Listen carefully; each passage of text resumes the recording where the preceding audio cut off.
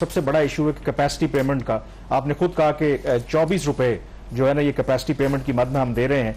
अब एक बात तो तय है कि चलें जो गवर्नमेंट के अपने प्लांट्स हैं उसके लिए तो शायद वो कर भी नहीं रहे, लेकिन कर सकते हैं कि उसको कम से कम रिविजिट करें। लेकिन जहां तक चाइना के आईपीपीज हैं, माजी के अंदर भी आपने देखा कि पीटीआई की गवर्नमेंट ने कोशिश की रीनिगोशिएट करने की, लेकिन चाइना के लिए वो एक रेड लाइन है। और दूसरा ये बात अली परवेज मलिक साहब की भी ठीक है कि जब आप एक गवर्नमेंट स्टेट टू स्टेट या आप एक मुआहदा करते हैं तो फिर आप उसको ऑनर करना पड़ता है। अगर आप उस वक्त अपने लिए बेहतर डील कर लें, गुड एनफ, लेकिन जब आपने साइन कर दिया फिर आपको ऑनर करना पड़ता है। डू यू थिंक कि यहां पर हमारे लिए ये एक रोड ब्लॉक क्लियरली है कि कन्विंस करना एटलीस्ट जो चाइनीज आईपीपीज हैं कि वो पाकिस्तान की बात सुनेंगे, और अगर ऐसा है तो फिर क्या वे आउट है? फिर शहबाज, इसमें बड़ा सिंपल मेरा व्यू है। देखें, पहले मैं आपको नंबर दे देता हूं। इस वक्त 23,000 कुछ मेगावाट के आईपीपीज हैं पाकिस्तान में। उसके अलावा 10,000 मेगावाट हाइडल है और उसके बाद 10,000 मेगावाट के जेनकोज हैं। ये हमारा टोटल प्रोफाइल है पावर सेक्टर का 43,000 मेगावाट का। अब इस 23,000 में से जैसे अली खजर बता रहे थे, 13,000 मेगावाट के कारखाने ऐसे हैं जो नए आईपीपीज लगे थे, जो कि 2017 के बाद हमारे पास जो है वो आए हैं, उसकी कमेंसमेंट हुई है और उसकी पावर सेक्टर को वो एनर्जी सप्लाई कर रहे हैं, और कुछ नहीं कर रहे क्योंकि उसमें ट्रांसमिशन लाइनें अभी भी नहीं है। मेरा पॉइंट ये है कि सर हमने पाकिस्तान को आगे लेके चलना। आज पाकिस्तान का हर शख्स ये बात कह रहा है, आज 5 रुपये 73 पैसे और बिजली का टैरिफ बढ़ा है। IMF की बात माननी है, बिल्कुल माननी है। तो इसके बाद जो एक डोमेस्टिक कंज्यूमर है शायद उसका रेट 65-66 रुपये हो जाएगा, आज कमर्शियल का 85 हो जाएगा, जो कि 22 सेंट और तकरीबन 25 सेंट से ज़्यादा बन जाता है, बल्कि 30 सेंट ही बन जाता है कमर्शियल का। हमने इंडस्ट्री का 15 सेंट रखा है टैरिफ, जो कि इंडस्ट्री का टैरिफ रीजन से दुगना है इस वक्त। मैं ये कह रहा हूँ कि हमारे पास स्टेट के पास बहुत कम स्पेस है। मैं ये समझता हूँ हमें कोई रास्ता तो निकालना है। रास्ते तो दो हैं, या हम इन कंपनीज के पास बैठ के रीनेगोशिएट करें, चाहे हमने इनका टेनोर नेगोशिएट करना है कि 10 साल के बजाय इसको 30 साल पे ले जाएं, चाहे हमने उनके साथ बैठ के जो है वो कैपेसिटी पेमेंट के कॉन्सेप्ट को क्लियर करना है, चाहे हमने इनकी एफिशिएंसी बढ़ानी है। जैसे अली कह रहे हैं कि हम अपना लोड डालें, मैं बिल्कुल एग्री करता हूं कि हमारे पास जो है कैपेसिटी मौजूद है 3,000 मेगावाट की, तो सिर्फ इंडस्ट्री कैप्टिव पे चल रही है, जो कि सिस्टम पे जानी चाहिए। और मैं बार बार बोलता जा रहा हूं कि आप सिस्टम पे लेके जाएं ये 3,000 मेगावाट और उसको ऐसा टैरिफ दें कि वो कंपीट कर सके। अब मुझे ये दुआ है कि 15 सेंट का टैरिफ दे रहे हैं कि 15 सेंट की टैरिफ पे इंडस्ट्री कंपीट कर सके दुनिया से। आपने आज बांग्लादेश के फिगर्स देख लिए हैं कि बांग्लादेश की एक्सपोर्ट 44 बिलियन नहीं 34 है, $10 बिलियन की उसमें गलत जो है उसकी ट्रांजैक्शन आई हुई थी। हमारी टेक्सटाइल 16.5 पे खड़ी है, हम 25 पे जा सकते हैं। हमारी मैन्युफैक्चरिंग 5 पे खड़ी है, हम 10 पे जा सकते हैं। ये अली परवेज साहब ये एक्सपोर्ट वाला आपने बिल्कुल एक इसके ऊपर हमारे पास 12 एक्सपोर्ट की एक मिनट शबाज, हमारे पास 12 से 15 बिलियन डॉलर घर में पड़े, हमारे 12 से 15 बिलियन डॉलर घर में पड़े। या मुझे दे दें कि मुझे व्हीलिंग अलाउ कर दें, मैं सिस्टम से निकल जाऊं अभी भी, बट मैं नहीं निकलना चाहता। मैं चाहता हूं कि 500 अरब रुपए की कैपेसिटी पेमेंट दे दूं, लेकिन ये ना हो जाए कि हम 15 सेंट में एनर्जी का टैरिफ हमने दिया है, अल्लाह ताला कामयाबी दे। मुझे बहुत मुश्किल वक्त नजर आ रहा है अगला साल, मुझे अच्छा टाइम नजर नहीं आ रहा। गौहर एजाज साहब, थैंक यू, आपका बड़ा जबरदस्त के ऊपर व्यू है। बट मसला नाज़रीन अब ये हो गया है कि इंडस्ट्रियलिस्ट उनके साथ ज्यादती हो रही थी, हुकूमत उनसे पैसा लेके रेजिडेंशियल कंज्यूमर्स को सब्सिडी दे रही थी। इंडस्ट्री से और कुछ क्लास जो है रेजिडेंशियल कंज्यूमर से, उनसे जो सब्सिडी हुकूमत ले रही थी उससे कहीं ज्यादा थी जो हुकूमत अपनी जेब से डाल रही थी। अब इंडस्ट्री की तो बात सुन ली प्राइम मिनिस्टर ने, अब रह गया बेचारा रेजिडेंशियल कंज्यूमर, चाहे वो आपका 302 यूनिट वाला है या 400 यूनिट वाला जितना भी है, उससे पैसा लेके हुकूमत जो 300 यूनिट से नीचे वाले हैं उनको सब्सिडी दे रही है। ये एक जुल्म है, ये ज्यादती है। और जब इतना टैरिफ इंक्रीज हो रहा है, वो बहरहाल इसके ऊपर आगे बात करेंगे। बट अली खजर साहब, अली परवेज मलिक ने बड़ी खूबसूरती से एक बात कह दी कि जो राइट लेफ्ट जो कुछ ऑफ द ग्रिड जा रहे हैं उनको वापस लाना है। आप कैसे देख रहे हैं इनकी स्टेटमेंट को कि वो जो एक मीटरिंग वाला भी एक मसला है, अब जो होम्स हैं वो रेजिडेंशियल जो जितने भी यूनिट्स हैं जिनकी कैपेसिटी टू वो इंस्टॉल दोज प्लांट्स है या वो यूनिट्स है, वो तो नहीं रहना चाहते इस सिस्टम के ऊपर। वो क्यों रहे जब उनसे 12 रुपए की सब्सिडी, एक वो कीमत दें, ऊपर से 12 रुपए की सब्सिडी भी हुकूमत को दें, और फिर हुकूमत कहे कि वापस सिस्टम में आ जाओ, आपका इसके ऊपर क्या व्यू है? देखिए, मेरा तो सिंपल सा है, अगर हम बिजली की कीमत को सस्ता नहीं कर पाते, चूंकि अच्छा हमारा we have a good problem to solve, हमारी मार्जिनल कॉस्ट बिजली की सिवाय इंपोर्टेड कोल के जो बहुत गलत लगे हैं, हर चीज की कम हो गई है। और RLNG के जो प्लांट है, अगर गैस उस पर सस्ती मिल जाए जो लोकल है, तो वो भी बहुत कम हो जाएगा। तो we have a very low fuel cost versus we have a very high capacity payment, we have very high transmission and distribution issues. तो हमें जनरेशन वाला मसला ठीक है, लेकिन चूंकि कॉस्ट हमारी ज्यादा हो रही है, तो मेरे ख्याल में अगर हम बिजली की कीमत को कम नहीं कर पाएंगे एंड कंज्यूमर के लिए, तो off gridding is going to grow invariably. 2015 के अंदर ये नेट मीटरिंग की पॉलिसी आई थी सोलर की, उस वक्त कोई नेट मीटरिंग नहीं लेता था, फिर स्टेट बैंक ने उस पर 6% पे इंटरेस्ट रेट देके सब्सिडी भी दी थी। उसके बाद थोड़ा बहुत रोल आउट हुआ, फिर भी इतना नहीं बढ़ा। आज उस पर 0 इंटरेस्ट रेट सब्सिडी है, आज उस पर किसी किस्म की गवर्नमेंट कह रही है मैं वापस ले लूंगी, बट वो सोलर दबा के लिए जा रहे हैं। 2015 में सोलर इधर था, बिजली की कीमत इधर थी, आज सोलर इधर आ गया, बिजली की कीमत उधर चली गई है। तो जो पे बैक 10 साल में होता था सब्सिडी के साथ, वो बगैर सब्सिडी के 2 साल में हो गया। अब आगे अगला है कि ऑफ ग्रिड होने के लिए आपको हाइब्रिड सोल्यूशन अपना लगाने और आपने उसके साथ बैटरीज इंस्टॉल करनी है। चाइना की जो इस दुनिया की सबसे बड़ी लिथियम आयन बैटरी बनाने वाली कंपनी है, उसका दावा है कि 3 साल में बैटरी की कीमत आधी हो जाएगी।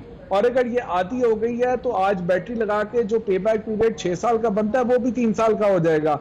तो आप देखिएगा, जैसे जैसे बैटरी गिरती जाएगी, जैसे जैसे आपकी बिजली बढ़ती जाएगी, आप उल्टा हो जाए सीधा हो जाए, डोमेस्टिक कंज्यूमर हो, चाहे 200 यूनिट हो या 2000 यूनिट हो, और आपका कमर्शियल हो, कोई भी हो, वो जितना हो सकेगा वो ग्रिड से भागेगा, जान छुड़ाएगा। फिर आप क्या करेंगे? फिक्स चार्ज बढ़ाते रहेंगे, वो ग्रिड का ताला लगा देगा, वो घर में जनसेट लगा देगा।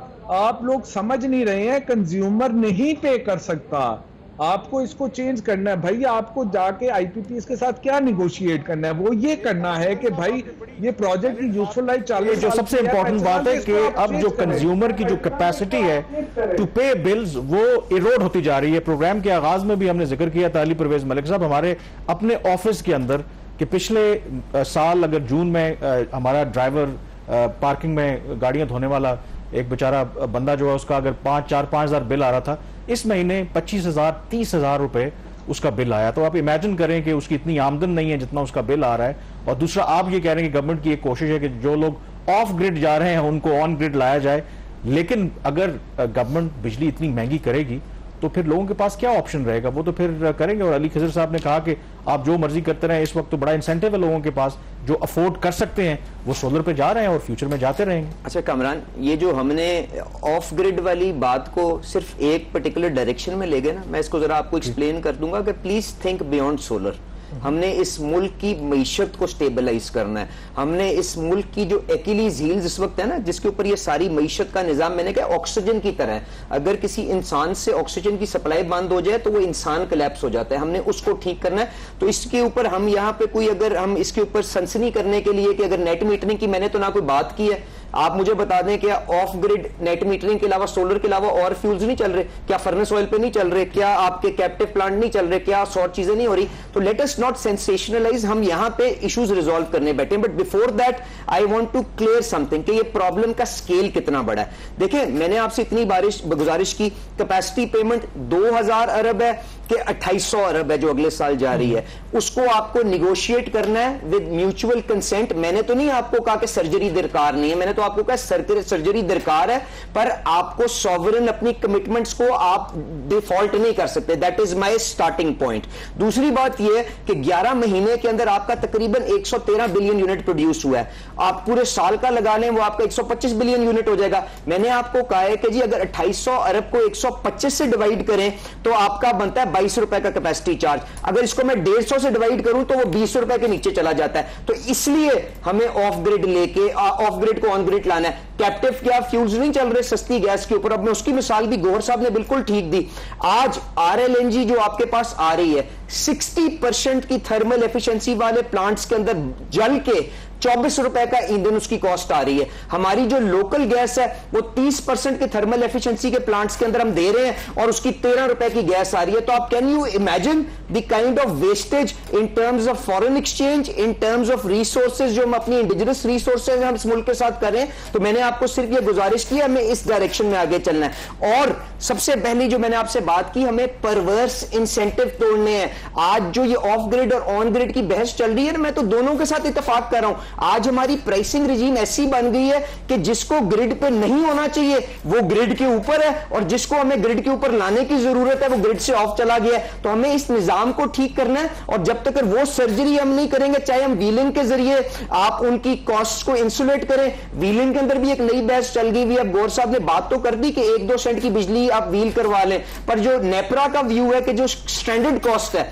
जो आपकी कैपेसिटी चार्ज है, अगर आपने वो दोबारा व्हीलिंग टैरिफ के अंदर लोड करके देनी है तो फिर व्हील कौन करेगा? तो it is a much bigger problem than that. आपने व्हीलिंग के अंदर भी स्टैंडर्ड कॉस्ट को सोशलाइज करना है कि आपने पावर प्लांट्स के ऊपर रहने देना है। It is not an easy solution, but I totally acknowledge and accept both my यहाँ पे ऑनरेबल मेंबर्स जो बैठे हैं, जो पॉइंट्स रेज कर रहे हैं, उसका हुकूमत को हल निकालना है। और एक दफा ये IMF का जो फ्रेमवर्क सेटल हो जाए, क्योंकि इसकी मल्टी डायमेंशनल प्रॉब्लम्स हैं, आपकी ऑफशोर लेंडिंग इन्वॉल्व्ड है, 15 ममालिक इन्वॉल्व्ड है। इंशाल्लाह ताला हुकूमत इज कमिटेड कि आपने इसके ऊपर मार्केट ओरिएंटेड रिफॉर्म्स लेके आने हैं, आपने सब्सिडीज को अपनी पॉवर्टी एलिवेशन डिवीजन में लाना है, इन चीजों को स्टैंड अलोन बेसिस के ऊपर अपने पैरों पे खड़ा करना है ताकि आप फिर प्राइवेटाइज कर सकें।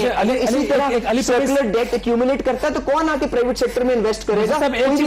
एक चीज बताइए, आपके पॉइंट ठीक है, आप जो भी अपने पर्सपेक्टिव से बात कह रहे हैं, 22 रुपए अगर आइडल कैपेसिटी पेमेंट जा रही है फी यूनिट, इसमें हुकूमत का कितना की हिस्सा, और हुकूमत का हाथ किसने रोका है कि उसके जो 2 LNG प्लांट्स जो फेडरल गवर्नमेंट के हैं, 2 पंजाब गवर्नमेंट के हैं, उसके जो न्यूक्लियर प्लांट्स हैं, बाकी जो आपके कुछ थर्मल प्लांट्स हैं, हुकूमत को किसने रोका है कि वो अपना जो उसकी जो एग्रीमेंट है उसको रीओपन नहीं कर सकते? चले मैं आपसे ना इस बहस में जाए बगैर, अगर वो हुकूमत के प्लांट हैं तो उनके टैरिफ का हिस्सा है ना उनकी कैपेसिटी पेमेंट, उन्हीं को ये पैसे मिल रहे हैं ना, जो उनका प्रॉफिट होगा वो हुकूमत के पास ही आ रहा है ना। उसके बाद 1000 अरब के ऊपर नहीं, अली परवेज मिल साहब, विद ऑल ड्यू रिस्पेक्ट, वो मैं पे कर रहा हूं ना, हुकूमत को जा रहा है या मैं तो आपसे बहस ही नहीं कर रहा हूं, मैं तो कह रहा हूं मैं आपको ये डेटा ला दूंगा, but that money is not going into anyone's pocket, हुकूमत के पास ही आ रहा है। मैं सिर्फ ये पॉइंट कर रहा हूं, मेरी पॉकेट से जा रहा है, इनकी पॉकेट से जा रहा है, आपकी अपनी पॉकेट से जा रहा है।